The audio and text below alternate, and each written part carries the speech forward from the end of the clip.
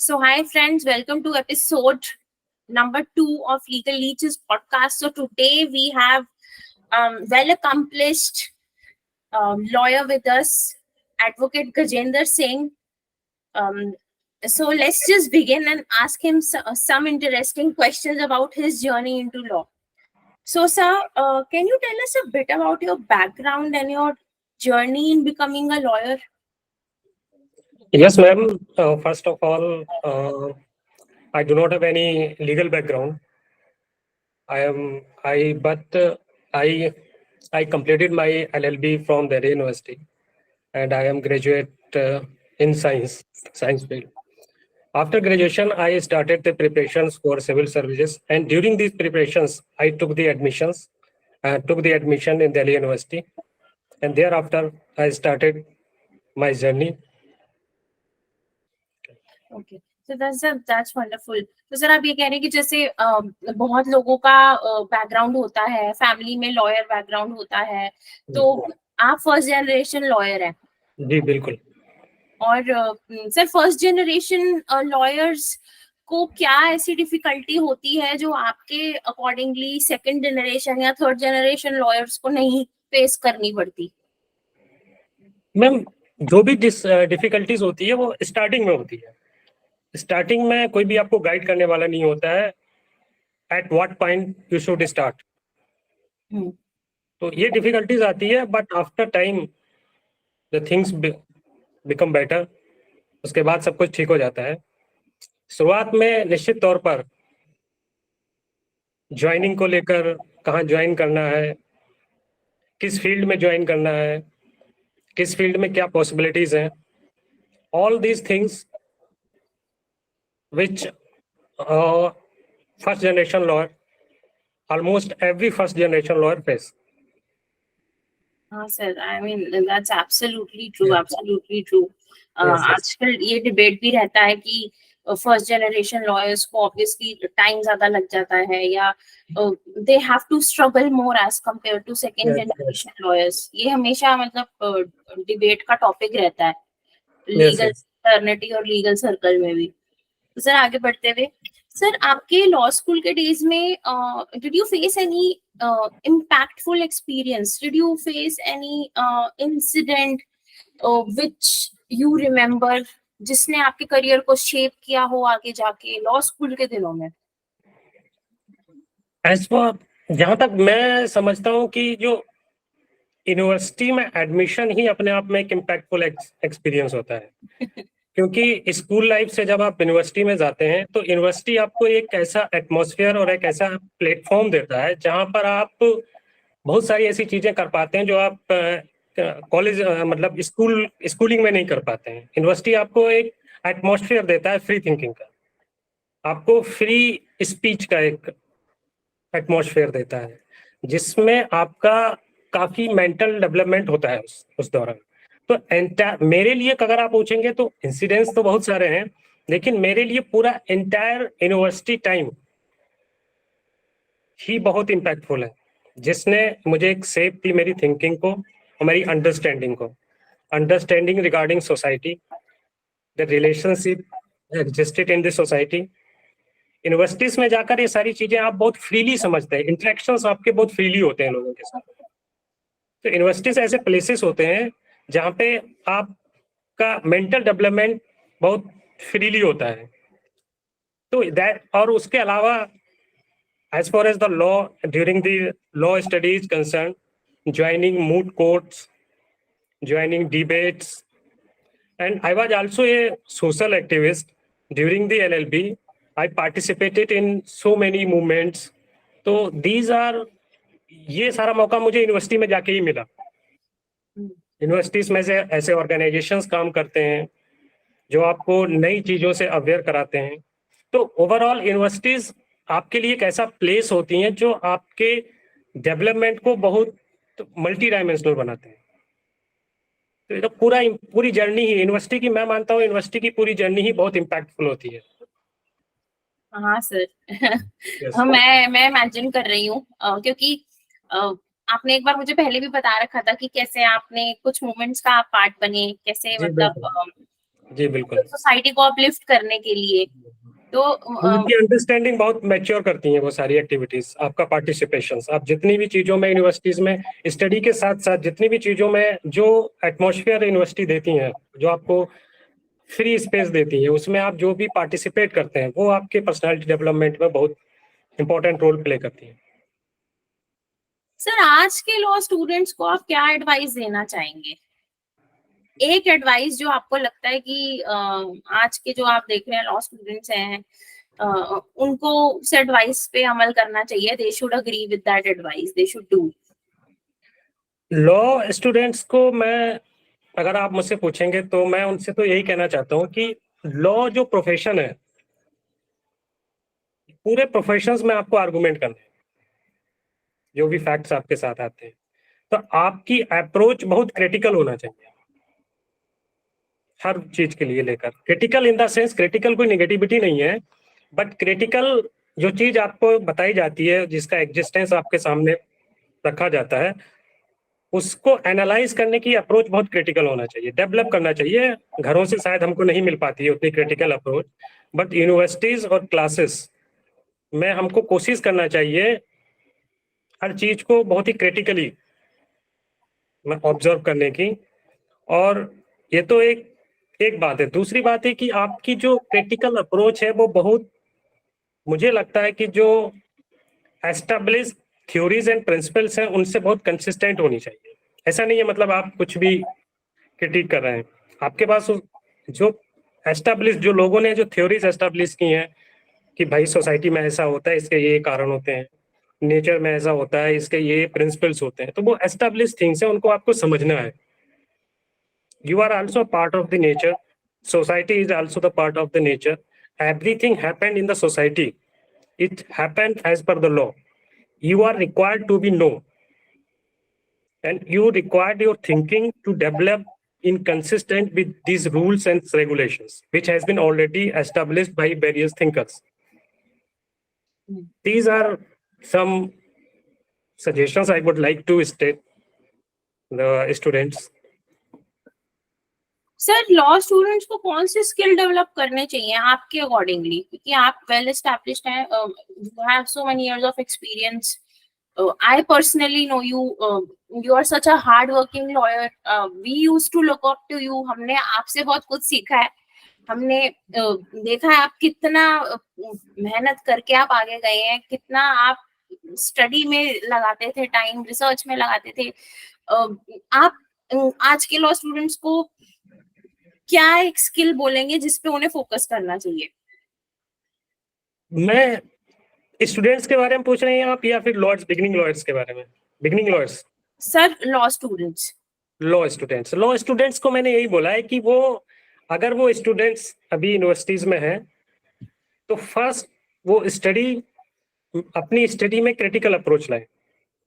First thing, ये बहुत जरूरी है। और हमेशा एक बात याद रखना चाहिए कि जजमेंट्स और ज्यूरिस्प्रूडेंस जो भी हम पढ़ते हैं वो एडवोकेट्स ही लिखाते हैं, ठीक है? बार एंड बेंच ही उसको लिखते हैं, और और कंटिन्यूअसली टाइम फ्रेम में वो चेंज होते रहते हैं। एडवोकेट्स ही उसको चेंज कराते हैं, ठीक है? तो किसी भी जजमेंट्स को पत्थर की लकीर ना माने। हाँ, ये उसको आप चेंज भी करा सकते हो, तो आपके अंदर वो अप्रोच डेवलप करनी है बस। You become a lawyer to change jurisprudence. आपको जजमेंट्स आपको एक रास्ता दिखाते हैं, आप उनको जजमेंट्स को मानकर आप आर्गुमेंट करते हैं, अपने फेवर में समटाइम्स फैसले भी लाते हैं, डिसीजंस भी लाते हैं। बट एक बात हमेशा याद रखिए कि आप उन जजमेंट से आगे भी कर सकते हैं, क्योंकि जजमेंट्स हमेशा एडवोकेट्स ही लिखाते हैं। और इसलिए आपको अपनी अप्रोच को बहुत शार्प और कंसिस्टेंट रखनी है। Democratic values, systems, rules of law के जो प्रिंसिपल्स हैं उनके साथ ही आपको अपनी अप्रोच डेवलप करनी है, स्टडी करनी है। यही मैं उनको सजेशन देना चाहता हूँ।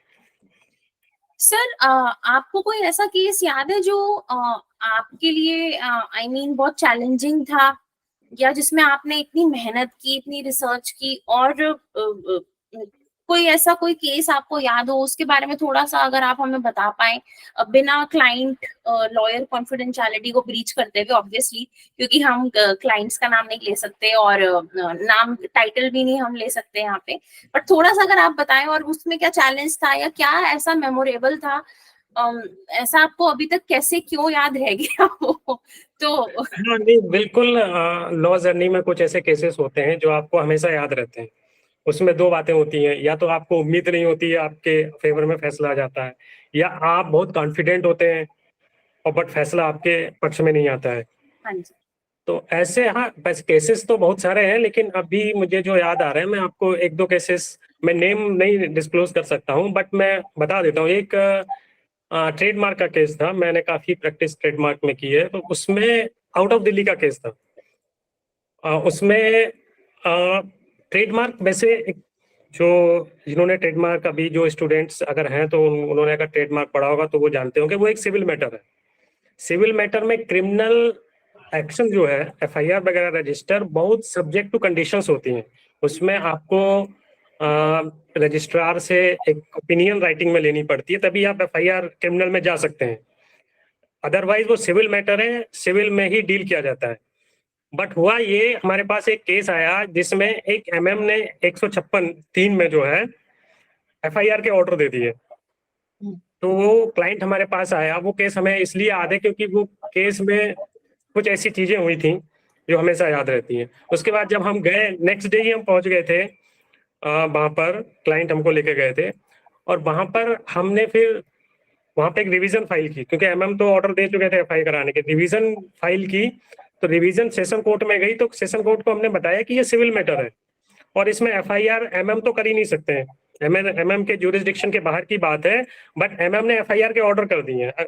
लेकिन अगर in the case MM FIR कराना चाहते हैं तो उनको राइटिंग में एक ओपिनियन लेनी पड़ेगी रजिस्ट्रार से, जो उन्होंने नहीं ली है। तो ये लॉ जो है, ये ऑर्डर वैलिड नहीं है। तो हम उस दौरान जज को कन्विंस जिस मैनर में हमने किया था वो हमें आज भी याद है।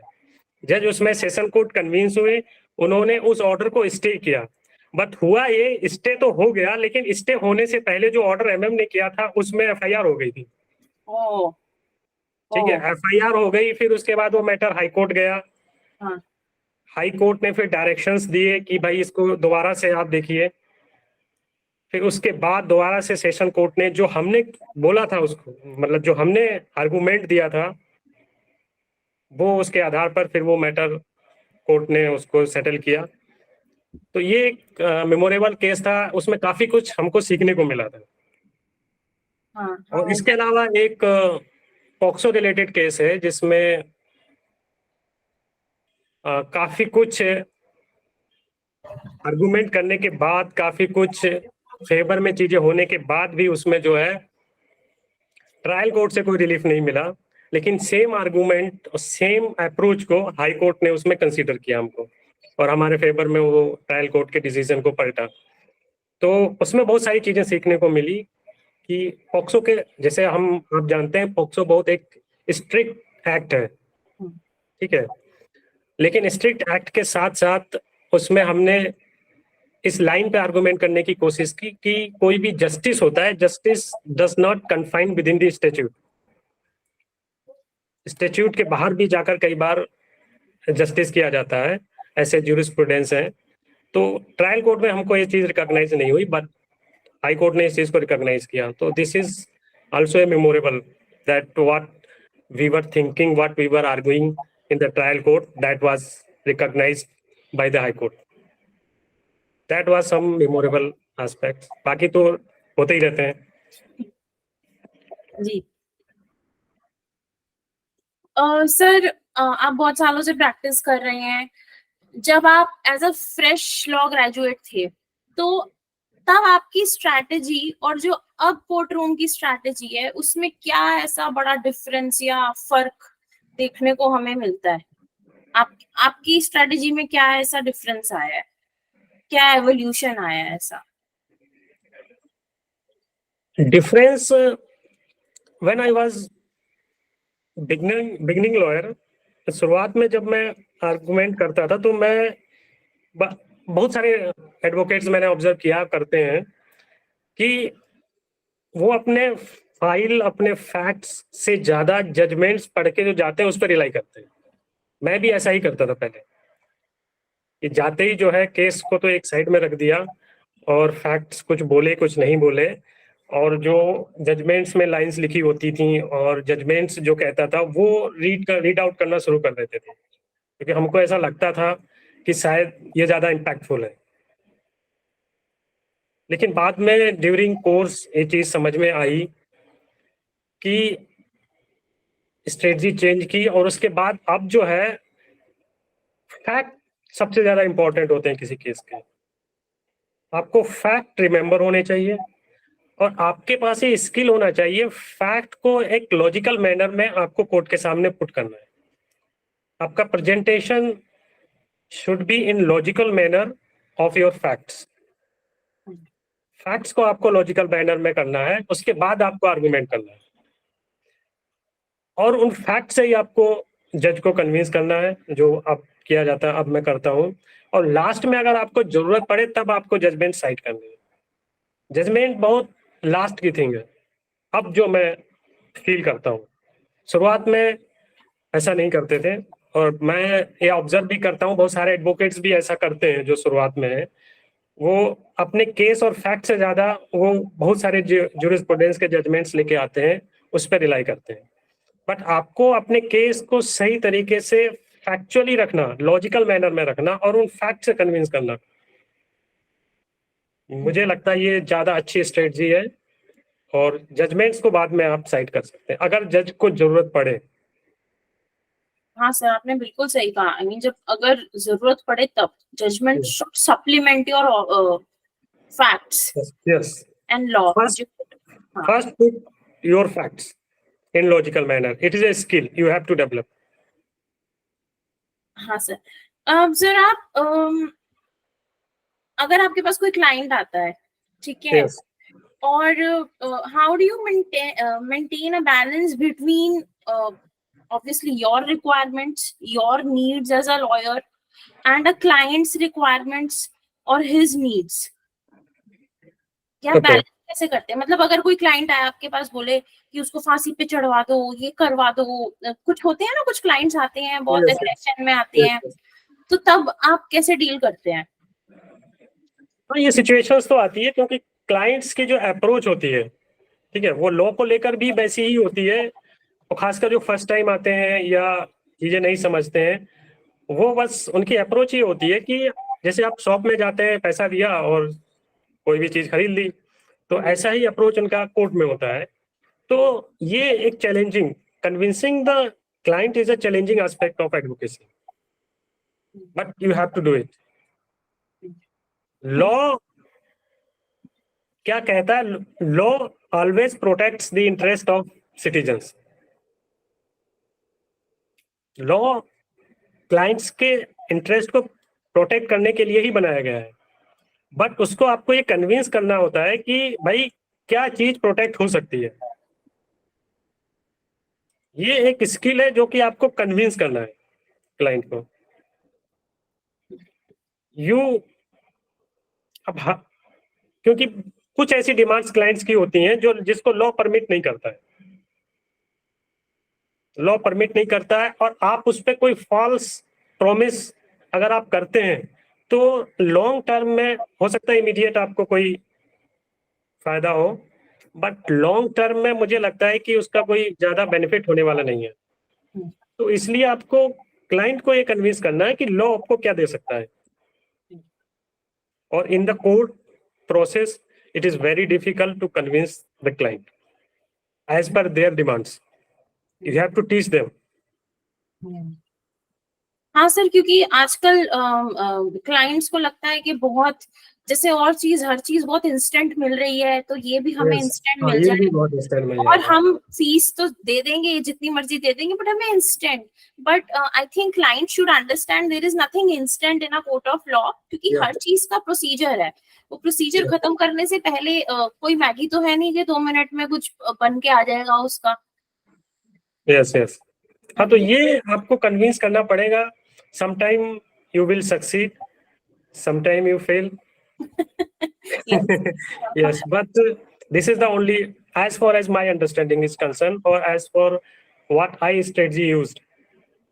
I am very frankly, and मैं बहुत स्ट्रेट क्लाइंट को बोल देता हूँ कि भाई ये हो सकता है, ये नहीं हो सकता है, ठीक है, ये लॉ परमिट करता है, मैं आपको अवेल कराऊंगा ये फैसिलिटी, ये नहीं हो सकता है। You have to convince.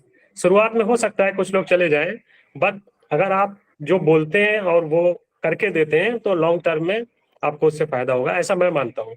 बाकी various peoples have their own approach and understanding, वो एक अलग बात है। हाँ sir, exactly. Sir, according to you, what is the most rewarding part of advocacy and what is the most challenging part of advocacy, according to you?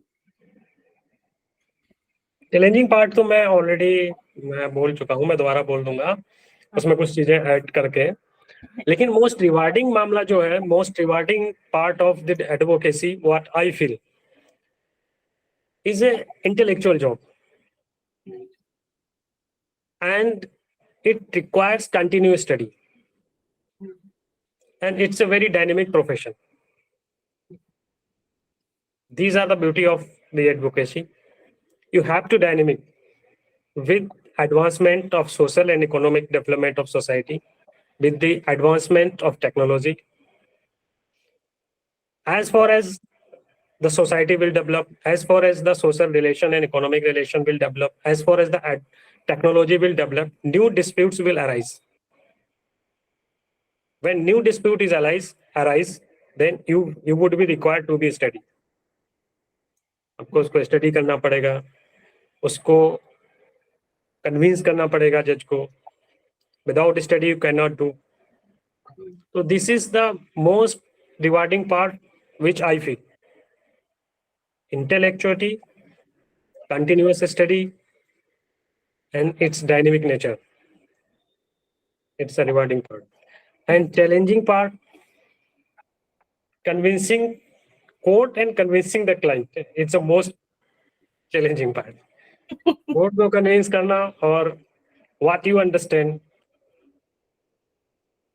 what you studied, what you think it is a justice, and convincing the judge, convincing the court, it's a really challenging thing. And convincing the client, it's also the challenging thing for me. Sir, how do you maintain work-life balance?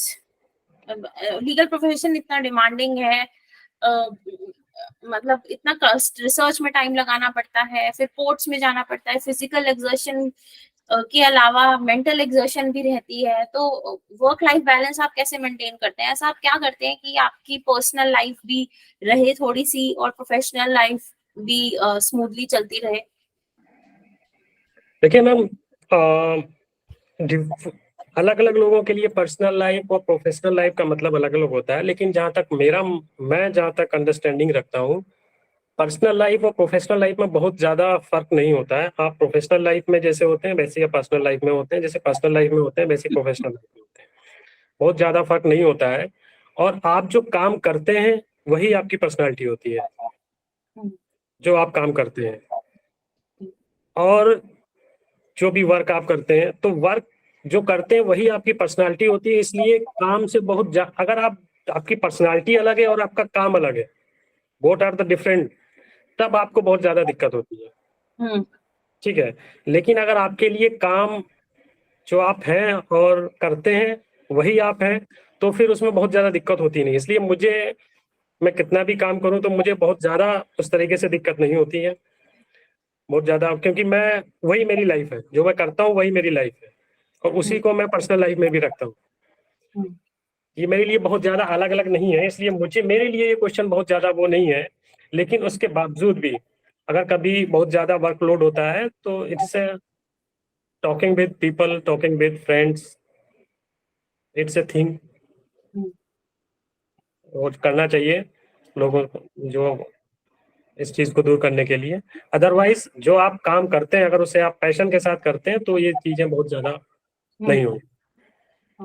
Sir, I mean that's so true. मतलब अगर you are passionate about something, B it anything, फिर उसमें थकान नहीं होती है। नहीं, थकान नहीं होती है क्योंकि ना। आपका काम ही आपकी लाइफ होती है, तो फिर वो उसमें ज्यादा वो, क्योंकि जो आप करते हैं वही आप होते हैं। हाँ। अगर आप करते अलग हैं और आप हैं अलग, तो फिर दिक्कत होती है। फिर आप सोचे थे कि अब मेरे पास यहाँ से टाइम बच जाएगा तो फिर मैं वो कर लूंगा, तो फिर दिक्कत होती है। और काम ही आपका, क्योंकि कई सारे लोगों ने इस पे लिखा हुआ है, आदमी जो करता है वही होता है, उससे अलग कुछ नहीं होता है। That's so true, sir. That's so true. Sir, हम जानते हैं आपको बहुत सालों का एक्सपीरियंस है. Over the course of these years, have you seen any change in legal profession? Legal profession, मैं, मेरी प्रैक्टिस दिल्ली बेस्ड है। Delhi is a metropolitan city. तो मेट्रोपॉलिटन सिटीज बहुत एडवांस डेवलपमेंट होते हैं उसमें। इकोनॉमिक रिलेशंस बहुत तेजी से डेवलप होते हैं, उसके साथ टेक्नोलॉजी बहुत तेजी से डेवलप होती है। इश्यूज उसी के साथ न्यू अराइज होते हैं, वो आपके सामने आते हैं, और जो भी सिस्टम उसको डील करता है उसको उसके अकॉर्डिंगली अडॉप्ट होना पड़ता है। पिछले 10 सालों से मैं प्रैक्टिस कर रहा हूँ। 10 साल में जो भी डेवलपमेंट हुए हैं, टेक्नोलॉजी में डेवलपमेंट हुए हैं, इंस्टीट्यूशंस ने उसको अडॉप्ट किए हैं। एडवोकेट्स को भी, वो कुछ एडवोकेट्स इजिली कर लेते हैं, कुछ देर से करते हैं, they have their own understanding. But मैंने देखा है कि काफी कुछ टेक्नोलॉजी के मामले में काफी कुछ बदला है, और चीजें एडवांस हुई हैं पहले से।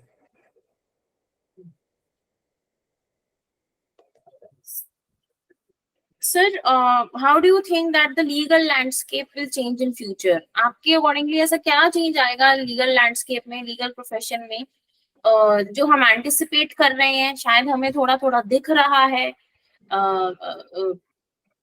आपको क्या लगता है ऐसा क्या चेंज आएगा, मतलब आने वाले कुछ सालों में?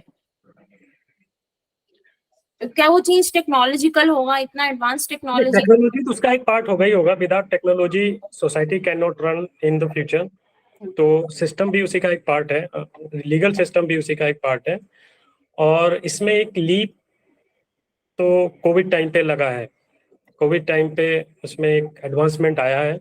आप ये समझ लीजिए कि वो मजबूरी में भी वो एक पॉजिटिव चीज आई है। और आने वाले समय में देखो, मैंने पहले भी कहा था कि सोसाइटी एक डायनेमिक चीज है, डायनेमिक थिंग है, उसमें लगातार डेवलपमेंट होते रहते हैं। नए लॉज रिक्वायर्ड होंगे, नए business law, all about regulate the relationship existed in the society. Law उन्हीं को रेगुलेट करता है, उन्हीं में जो डिस्प्यूट्स अराइज होते हैं उसी को डील करता है। आने वाले में इकोनॉमिक रिलेशंस चेंज होंगे, डेवलपमेंट होगा, टेक्नोलॉजिकल एडवांसमेंट होगा, टेक्नोलॉजी कोर्ट में भी अडॉप्ट होगी, एडवोकेट्स भी अडॉप्ट करेंगे।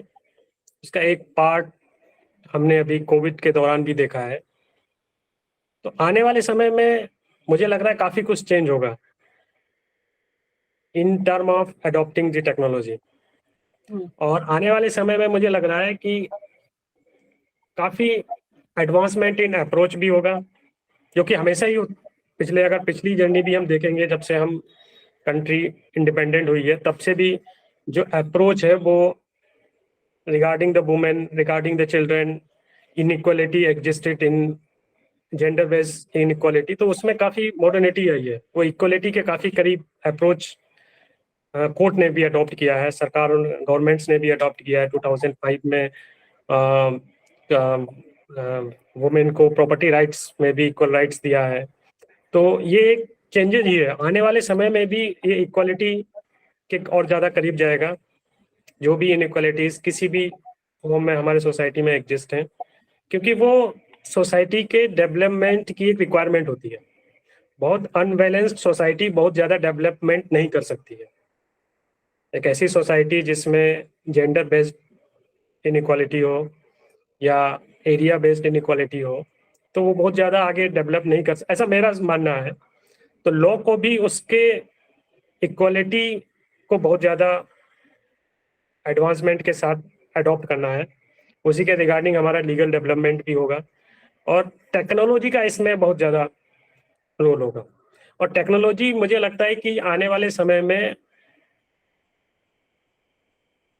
जो जस्टिस की जो एक्सेस है कॉमन पीपल के लिए उसको इजी कर देगा, क्योंकि अभी तो हमारे देश में जस्टिस का एक्सेस भी बहुत लिमिटेड है, but technology will play important part in this field.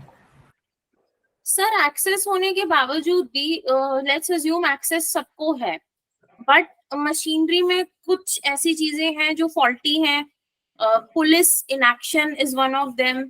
Then huge pendency of cases देखने को Yes, yes. मिलती है, specially Yes. In Delhi NCR. हम देखते हैं बोर्ड तक मैटर रीच नहीं करता है बहुत सारे हाई कोर्ट्स में. अब बहुत सारे स्टेट्स हैं जिनके हाई कोर्ट पे तो बोर्ड तक मैटर ही रीच नहीं करता है. Yes, yes. रोस्टर्स में जजेस की कमी है, जुडिशियल ऑफिसर्स Yes, yes. के रिक्रूटमेंट है. सर एक्सेस हो जाए, पर ये चीजें अगर नहीं मतलब हम सुधारेंगे, इम्प्रूव नहीं करेंगे तो एक्सेस का पर्पस फिर से फ्लैट हो जाएगा. आपको ऐसा नहीं लगता? ये एक एस्पेक्ट इसका है, लेकिन इसके लिए भी मुझे लगता है कि इसको गवर्नमेंट फुलफिल करेगी, क्योंकि इसको फुलफिल किए बिना आप सोसाइटी को आगे नहीं ले जा सकते. अगर आप लोगों को जस्टिस ही नहीं दे सकते हैं तो फिर सोसाइटी का डेवलपमेंट कैसे होगा, इकोनॉमिक डेवलपमेंट कैसे होगा. आप इकोनॉमिक का अगर पर्सपेक्टिव से आप देखेंगे तो कोई भी अगर इन्वेस्टमेंट करेगा, अगर उसका पैसा ही डूब जाएगा तो फिर वो इन्वेस्टमेंट क्यों करेगा. मान लो कोई यूएसए की कंपनी आई, यूरोपियन कंपनी आई, दिल्ली में उसने ऑफिस खोला और उसका कोई डिफॉल्ट हो गया, कहीं पैसा फंस गया, और आप उसको अगर जस्टिस ही नहीं दे पा रहे हैं तो फिर वो आपके यहाँ बिजनेस कैसे करेगा. तो ये इसमें कोई डाउट्स नहीं है, आज की डेट्स में क्लर्क से लेकर और जज तक सब जगह काफी रिक्वायरमेंट है, स्टाफ नहीं है. पीएफ एडवोकेट्स को खुद करना पड़ता है, तो आप भी जानते हैं, जबकि वो मतलब एक तरीके से अंदर काफी चीजें चरमराई सी हैं, लेकिन उसको फुलफिल तो करना पड़ेगा. मुझे लग रहा है उसको किए बिना तो आगे मतलब जस्टिस आप सोसाइटी को भी आगे नहीं ले जा सकते. तो I hope that it will be done. Sir एक फ्रेश लॉ ग्रेजुएट है जो अपनी लीगल प्रैक्टिस बस शुरू ही कर रहे हैं, उनको आप क्या एडवाइस देंगे? लॉ स्टूडेंट्स के लिए आपने एडवाइस दी, अब फ्रेशली एनरोल्ड लॉयर है कोई और उन्हें कुछ नहीं पता कि अब क्या करना है, एनरोल हो गए हैं और इधर उधर देख रहे हैं क्या करना है. Obviously no guidance at all, no background at all, no mentor at all. तो आपको क्या लगता है, क्योंकि आप खुद फर्स्ट जनरेशन लॉयर है तो आप अच्छे से बता सकते हैं, मुझे ऐसा फील होता है. आपके मुंह से जब एडवाइस आएगी तो वो बहुत यूजफुल रहेगी लॉ स्टूडेंट्स के लिए हमारे. मैम देखिए, सबसे पहले तो अगर आप एनरोल्ड हो गए हैं तो आप कहीं भी, या तो एडवोकेट्स के पास या लॉ फॉर्म में आप ज्वाइन कीजिए. ज्वाइन करने के बाद मेरी उनको सबसे ज़्यादा जरूरी है कि follow the complete process, do not skip anything. मैंने देखा है कई लोगों में कि कई लोगों का ऐसा मानना होता है कि एडवोकेट का काम केवल आर्गुमेंट करना होता है. ये बहुत बात की बात है कि वो जब केवल आर्गुमेंट ही करते हैं. आपको शुरुआत से फाइलिंग से लेके पीएफ तक हर प्रोसेस आपको फॉलो करना चाहिए. जब आप किसी प्रोसेस से गो थ्रू होते हैं और जो उस प्रोसेस की रिक्वायरमेंट होती है वो कहीं ना कहीं रिटन डाउन है, लॉ में लिखा हुआ है, उसको आप पढ़िए कि अहमद आपसे क्या बोल रहा है, कि वो ओरली बोल रहा है या वो लॉ में रिक्वायरमेंट है तो फिर वो कहाँ है. फाइलिंग काउंटर पे आप गए हैं, उसने कुछ भी ऑब्जेक्शन लगा दिया है तो वो ओरली लगा दिया है या वो वाकई में लॉ में मेंशन है. यू आर एडवोकेट, आपको हर चीज पे आर्गुमेंट करने की आदत होनी चाहिए ना. मतलब आप एक नॉर्मल सिटीजन नहीं है कि भाई क्लर्क ने बोल दिया ये तो है नहीं, आप कल आना, ये आज कमी है. तो उसने जो हम लोग शुरुआत में, क्योंकि शुरुआत में लोग ऐसे ही ट्रीट करते हैं एडवोकेट्स को, फिर बाद में उनको पता चलता है कि हाँ भाई अब क्या बात करना है. तो फ्रेश जो एनरोल्ड हुए हैं उनको मैं यही कहूंगा कि आप कंप्लीट प्रोसेस कीजिए और स्टडी कंटिन्यूअस कीजिए. केवल किसी से पूछ के वकालत मत कीजिए, ज्यादातर लोग करते हैं. कहीं पर भी आप को लगा कि यार यहाँ पे क्या करना है, एक फोन इसको लगाया, एक फोन उसको लगाया, इसने कुछ बताया, इसने कुछ बताया, और आप जो है अपना काम चला रहे हैं, तो वो आपके लिए लॉन्ग टर्म में बहुत अच्छा नहीं होने वाला है।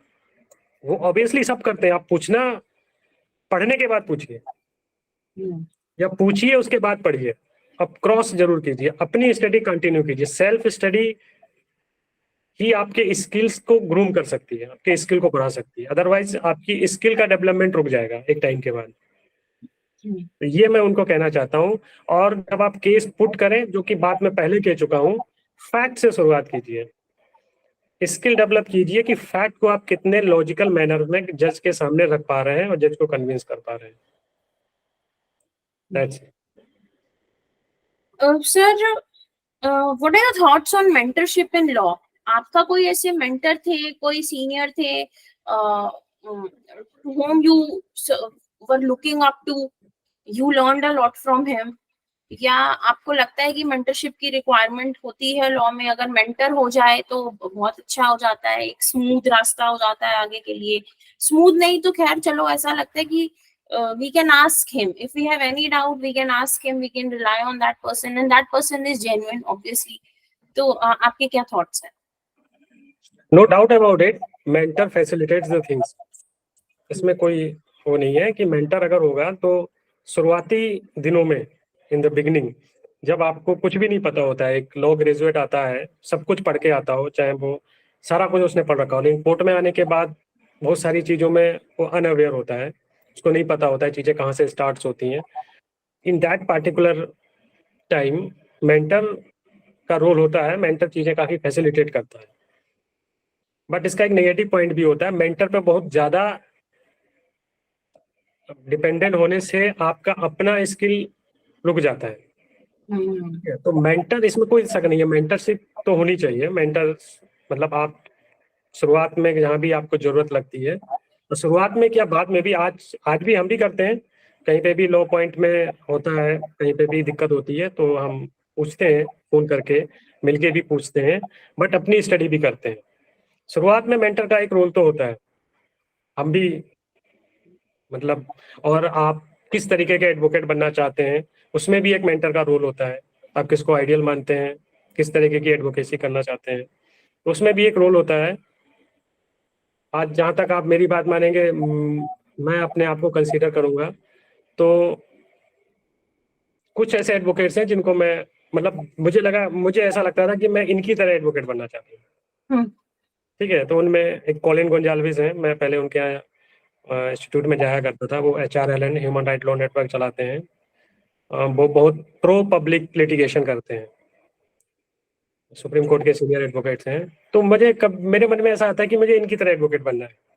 ठीक है, तो ऐसे अपने अपनी पसंद होती है, बट अपना खुद स्टडी बहुत जरूरी है।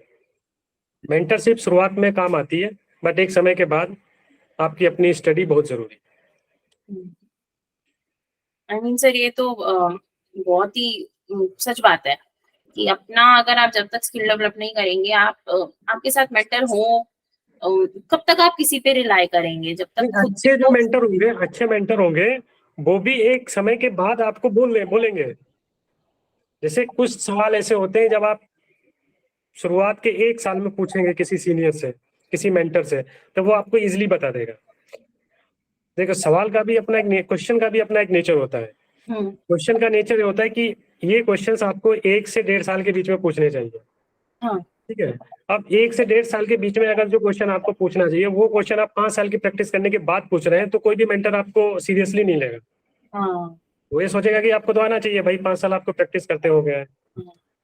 ठीक है, तो अपनी स्टडी बहुत जरूरी है। और no doubt about it that mentor has a role. Initially in beginning ही फैसिलिटेट द थिंग्स। सर, अब हम एक लास्ट क्वेश्चन पे आ रहे हैं, और बहुत क्रूशियल क्वेश्चन पे आ रहे हैं। क्या आपने ऐसे अपने करियर में कोई ऐसा सेटबैक देखा हो, कोई ऐसा टफ टाइम देखा हो, या एक स्टोरी देखी हो जो ऑब्वियसली सक्सेसफुल ना हुई हो, और क्या आप उसके बारे में शेयर कर सकते हैं हमारे साथ? और आपने क्या लर्निंग ली उससे, if any, if there is any? देखिए, मैं केस के नाम तो नहीं बता सकता हूँ, लेकिन शुरुआत में देखिए मुझे जो फील होता था कि मैंने जैसे स्टार्टिंग में बताया था कि during the preparation for the civil services I completed the law. उसके बाद जब मैंने लॉ की प्रैक्टिस स्टार्ट की तो बहुत कुछ केसेस में ऐसा लगा कि शायद, क्योंकि पहले आपको पता नहीं होता है कि स्टेट एजेंसीज कैसे काम करती हैं। आप बहुत आइडियल होते हैं, आप बुक्स में पढ़ते हैं, ठीक है, और आप बुक्स में ये पढ़ते हैं कि हर कोई आपके वेलफेयर के लिए काम करता है, हर कोई कॉन्स्टिट्यूशन के लिए कम्प्लीट हो, नो डाउट अबाउट इट। होते हैं स्टेट एजेंसी ऑब्वियसली कॉन्स्टिट्यूशन के अंदर ही काम करती है, बट आप जब प्रैक्टिस में जाते हैं तो वहां बहुत कुछ ऐसा पाते हैं जो आप बुक्स पढ़ के इमेजिन नहीं कर पाते, बट वो ऑन अर्थ वैसा होता है, ऑन सरफेस ऐसा होता है, खासकर पुलिस को लेकर। ठीक है, पुलिस, सीआरपीसी, आईपीसी में जो लिखा है वो हम जो पढ़ते हैं, लेकिन प्रैक्टिस में जब आप खासकर बिगिनर लॉयर हैं और आप थाने पहुंच गए, ठीक है, तो वो जैसे एक्ट करते हैं, जैसे आपसे क्वेश्चंस करते हैं, तो वो समटाइम्स ऐसा लगता है, मुझे ऐसा कई बार लगा कि शायद मैं एडवोकेसी कर ही नहीं पाऊंगा। I do not made for advocacy, I am not for advocacy. एक दो बार तो ऐसा हुआ कि मैं कहीं गया रिप्रेजेंट करने के लिए क्लाइंट को और उसको कस्टडी में ले लिया ऐसा भी हुआ, तो it was unexpected thing for me. और उसके बाद मुझे लगा नहीं है तो इसमें तो बहुत घुमाव है और बहुत दांव पेच लगते हैं, ये तो मैं तो नहीं कर पाऊंगा शायद। शुरुआत में कई कर ऐसे केसेस हुए, बट बाद में चीजें समझ में आई, बाद में लोगों से बात किया तो फिर आपको समझ में आ जाता है कि सिस्टम कैसे काम करता है। जो आपका आइडियलिज्म होता है बुक्स पढ़ के आता है कि हर कोई भलाई के लिए काम करता है, तो वो फिर बाद में समझ में आता है कि समटाइम्स काफी सेटबैक होता है। जैसे आप जो एक्सपेक्ट नहीं करते हैं और कोई स्टेट एजेंसी आपसे उस मैनर में बात करते हैं तो काफी सेटबैक हो जाता है कई बार। मुझे एक दो बार ऐसा हुआ, बट बाद में चीजें समझ में आई। तो लेकिन बाद में जब आप एडवोकेसी आप समझने लगते हैं, फिर उसके बाद मुझे ऐसा लगता है कि मैं इससे बेटर प्रोफेशन कोई मुझे नहीं लगता है। जब से मैं वकालत एडवोकेसी को एंजॉय करना सीखा हूँ और जब से मैं अपने आप को फील करता हूँ कि मतलब I find my self sufficient, तब से एडवोकेसी से अच्छा मुझे कोई भी जॉब मुझे तो नहीं लगता है। तो सेटबैक तो आते ही हैं शुरुआत में, तो मैं ये नहीं कह रहा हूँ हर किसी के साथ आए होंगे, बट मेरे साथ कुछ ऐसी इंसिडेंट्स हुए थे जिसमें मुझे लगा कि शायद मैं वकालत नहीं कर पाऊंगा, पर आज मैं फील करता हूँ कि advocacy is very good profession. Well, thank you so much, sir. Thank you so much for taking out your time. जो भी आपने बातें बताई हैं, सजेशंस दिए, they are so useful, they actually resonate with our law students. Law student हो चाहे fresh law graduate हो, चाहे अपने इनिशियल इयर्स ऑफ प्रैक्टिस में हो, दे कैन एक्चुअली आइडेंटिफाई जो जो चीजें आपने बताई है ना, तो वो आइडेंटिफाई कर सकते हैं कि हाँ ऐसा हमारे साथ भी कभी ना कभी हुआ होगा। वो होता ही है जिसने भी करा हो। Yes, thank you ma'am.